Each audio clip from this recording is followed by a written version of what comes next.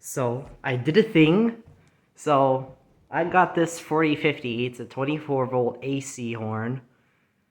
And I got this doorbell transformer to power it. And I notice this is the same one that my house uses. So I connected it this. I bypassed this door chime. So you can kind of... And then I took some of this spare wire and I put it up to that. Took that rickety ladder and I put it all the way up there. I'm not going to keep it like this forever, but it is really cool. So you got here. Come and ring the doorbell. Isn't that amazing?